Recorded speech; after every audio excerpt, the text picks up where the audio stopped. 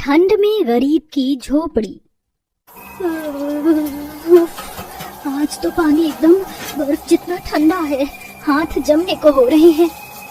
कड़ाके की सर्दी में सरिता पुरानी जगह से फटी साड़ी में बैठी बर्तन मांज रही थी। परिवार में ससुर बुधन, सास, दादी सास, 2 बच्चे और मोहन था। पूरे परिवार के लिए 2 वक्त की रोटी जुटाने की जिम्मेदारी अकेले बूढ़े बुधन पर थी।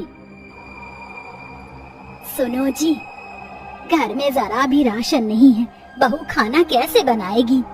ये लो भाग्यवान, बस 20 ही रुपए हैं अभी के लिए। इतने से देख लेना, आज शाम को दिहाड़ी मिलेगी तो आटा दाल ले आऊंगा। अम्मा की दवाइयाँ भी लानी है। तभी टूटे फूटे खटिये पर पड़ी हीरा मणि कहती है, बुधन बेटा, अब मेरे जाने का वक्त आ गया है। तू मुझ पर दवाइयों में पैसे खर्च मत कर। पिछले 6 महीने से कमरे का किराया नहीं भरा।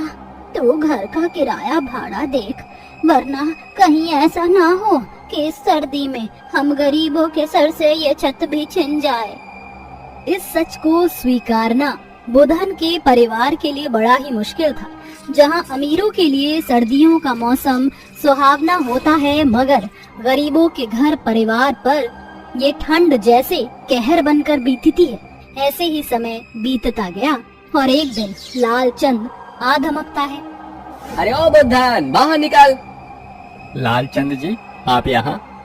मैं यहाँ अपने पैसे मांगने आया हूँ। निकाल मेरे पैसे, वरना आज के आज अभी तुम सब मेरा घर खाली करो। लालचंद जी, हमें थोड़ी मोहलत और दे दीजिए, हम आपके पैसे चुका देंगे। तू चुकाएगा मेरे पैसे? खुद तो ठीक से अपने पैरों पर खड़ा भी नहीं हो सकता, अपाहिज कहीं का। अब क्या मेरे पैसे भीख मांग कर चुकाएगा? भरी सर्दी में लालचंद बुधन के पूरे परिवार को घर से निकाल देता है। राजू और गुड्डी अपनी नन्ही आँखों से सारा नजारा देख रहे थे। माँ, अब आप, मैं, गुड्डी, बाबूजी, दादा दादी, हम सब कहाँ रहेंगे? पता नहीं बच्चों, चलो। इस तरह से एक बार फिर ठंड का कहर एक गरीब के परिवार को बेघर कर देता है। सभी सड़क पर चलते जा रहे थे। कोहरे के साथ बहती ठंडी हवाएं सीधे हड्डियों में जाकर चुभ रही थी। उन सभी की आंखों में लाचारी के आंसू थे। क्या हुआ राजू बेटा, तो रुक क्यों गया? माँ, बहुत जोर की ठंड लग रही है, घर कब आएगा? बस थोड़ी देर और राजू। देखते देखते पूरा दिन बीत जाता है, मगर उस गरीब परिवार के लिए ठिकाने की खोज अभी खत्म नहीं हुई। रात ढलते ही तेज बर्फबारी भी शुरू हो गई। हीरा मणि की हालत बिगड़ती गई। वह फुटपाथ पर ठंड में पड़ी थी। ठंड के मारे उसके दांत किटकिटा रहे थे। बुधन, अब मैं नहीं बचूंगी बेटा। ऐसा मत कहो अम्मा, तुम हमारे परिवार की नींव हो। मैं कहीं से कुछ ओढ़ने को लाता हूँ। उस गरीब की आंखों से झरझर आंसू गिरे जा रहे थे। वह खुद ठंड में ठिठुरता हुआ रात भर इधर उधर भटकता था, मगर ठंड की उस लड़ाई में हीरा मणि जिंदगी की जंग हार जाती है। सुबह तक हीरा मणि की लाश फुटपाथ पर पड़ी रहती है।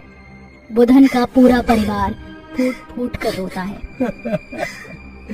क्यों ऊपर वाले, ये तेरी विधि का लिखा कैसा विधान है? सारा दुख दर्द तू हम गरीबों की झोली में ही क्यों डालता है? क्यों डालता है? उस ठंड के कहर ने उस गरीब के परिवार से उसका एक अपना छीन लिया था, मगर उसे अभी और सफर तय करना था। उसने हाथ पसर कर सभी से मदद मांगी। अरे कोई मदद करो, थोड़े पैसे दे दो मुझे, अपनी माँ का दाह संस्कार करना है, मदद करो। इतने में पुलिस की जीप वहाँ आ जाती है और उसे झाड़ने लगती है। अबे ओए फोकट राम, ये फुटपाथ पर क्या तुम्हारे बाप का घर है जो सारे यहाँ आकर जम गए हो? चलो भागो यहाँ से। कहाँ जाएंगे साहब, हमारे पास कोई ठिकाना नहीं, हमें यहाँ रहने दीजिए। खड़ूस पुलिस मोहन और बुधन पर लाठी बरसाने लगता है। चलते चलते वह एक कचरे के ढेर के पास आते हैं। बहू जानकी, हम यही अपना बसेरा बनाएंगे। मगर जी, इस कचरे में हम कैसे रहेंगे? हम सभी को साथ मिलकर सामान जुटाना पड़ेगा। तभी सरिता देखती है कि कचरे के ढेर में एक फटा चिटा तिरपाल फेंका हुआ है। बुधन उस तिरपाल को चारों ओर पेड़ से बांध देता है। ले देकर अब वही तिरपाल उन गरीबों के लिए सर छुपाने की जगह थी। इतने में सरिता जानकी आग जलाने को जंगल से लकड़ियां बीन कर लाती है।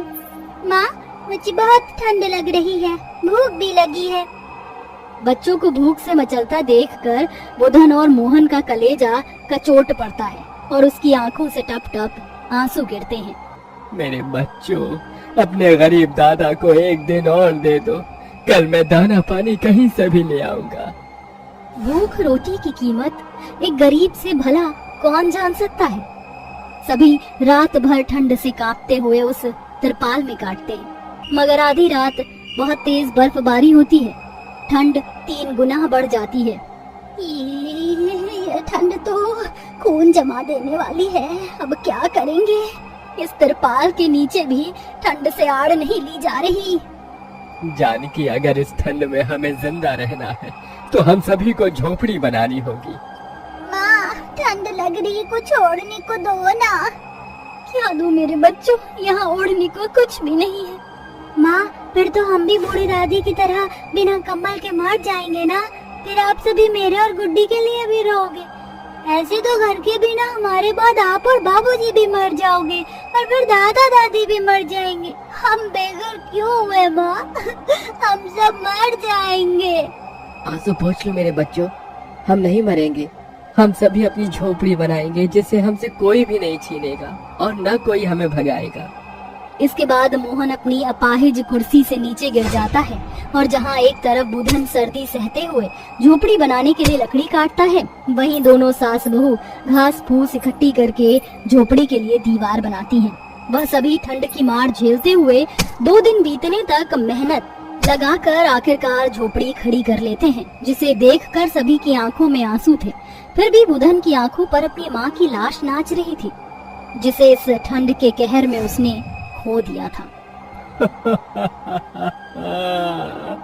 देखो जानकी, हम गरीबों के सर की खोई हुई छत लौट आई। लौट आई।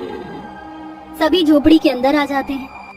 माँ, हमारी झोपड़ी तो बहुत अच्छी है, अब सर्दी नहीं लगेगी, मगर हमारे पास बिस्तर तो है ही नहीं। इतनी ठंड में हम कैसे सोएंगे? गुड्डी, जैसे हम सभी ने मिलजुल कर अपने रहने के लिए झोपड़ी बनाई है, वैसे ही हम बिस्तर भी बनाएंगे। फिर सभी मिलकर इधर उधर से फूस इकट्ठा करते हैं। वहीं राजू और गुड्डी कचरे में से फेंकी हुई बोरियां भी उठा लेते हैं, जिस पर फूस से बिस्तर बनाते हैं और सभी सो जाते हैं। और दोनों गरीब सास बहू अपने परिवार को सर्दी से बचाने के लिए झोपड़ी में फूलों का बिछौना लगाती हैं और सभी सो जाते हैं। मगर बुधन को रात भर नींद नहीं आती है। उसके मन में अभी 2 वक्त की रोटी कमाने की चिंता उसे जगाए हुए थी।